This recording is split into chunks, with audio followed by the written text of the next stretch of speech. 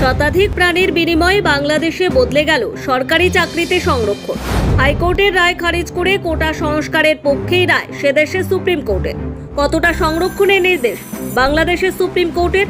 আগে কি ছিল, এখন কি হলো, জেনে নিন বিস্তারিত। রক্তক্ষয়ী আন্দোলনে শতাধিক প্রাণের বিনিময় বাংলাদেশে বদলে গেল সরকারি চাকরিতে সংরক্ষণ। হাইকোর্টের রায় খারিজ করে কোটা সংস্কারের পক্ষেই রায় দিল সেদেশের সুপ্রিম কোর্ট।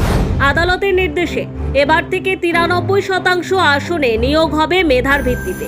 কেবল 7% আসন সংরক্ষিত থাকবে। পাশাপাশি দেশে স্বাভাবিক অবস্থা ফেরাতে সরকারকে নির্দেশ দিয়েছে সর্বোচ্চ আদালত। বিক্ষোভকারী ছাত্রছাত্রীদের শিক্ষালয়গুলিতে ফিরতে বলা হয়েছে। বাংলাদেশের সুপ্রিম কোর্টের রায় অনুযায়ী সেদেশে মুক্তিযোদ্ধাদের সন্তানেরা সরকারি চাকরির ক্ষেত্রে সংরক্ষণের সুবিধা পাবেন। তবে আগের মতো 30% সংরক্ষণ আর পাচ্ছেন না তারা। 30% থেকে কমে মুক্তিযোদ্ধা সংরক্ষণ করা হয়েছে 5%। অর্থাৎ এখন থেকে সরকারি চাকরির ক্ষেত্রে কেবল 5% আসন সংরক্ষিত থাকবে মুক্তিযোদ্ধাদের সন্তান সন্ততিদের জন্য। মোট 7%-এর মধ্যে বাকি 2% সংরক্ষণ থাকছে অন্যান্য শ্রেণীর জন্য। অনগ্রসর শ্রেণী পাচ্ছে 1% কোটা। এছাড়া বাকি 1% কোটার সুবিধা পাবেন প্রতিবন্ধী এবং তৃতীয় লিঙ্গের নাগরিকেরা। 1971-এ স্বাধীন বাংলাদেশের জন্ম। 1 বছর পর 1972 থেকে সংরক্ষণ চালু হয়। শুরুতে সরকারি চাকরিতে 56% আসন সংরক্ষিত হয়। বাকি 44% নিয়োগ হতো মেধার ভিত্তিতে। সংরক্ষণের ক্ষেত্রে বিশেষ সুবিধা দেওয়া হয়েছিল মুক্তিযোদ্ধাদের স্বজনদের।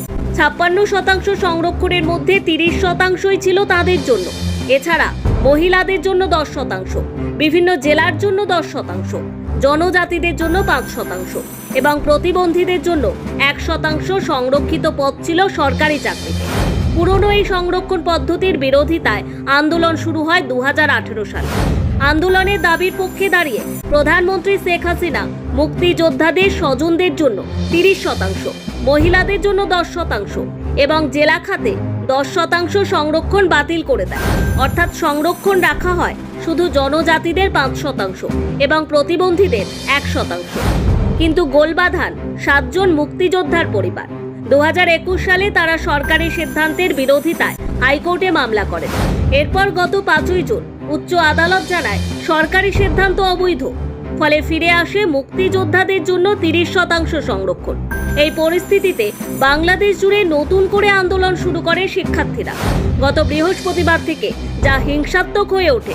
ছাত্রদের আন্দোলনে পুলিশের বাধা এবং সংঘর্ষে 151 জনের মৃত্যু হয়েছে বলে জানিয়েছে সংবাদ সংস্থা AFP। Bureau report, one Bengal.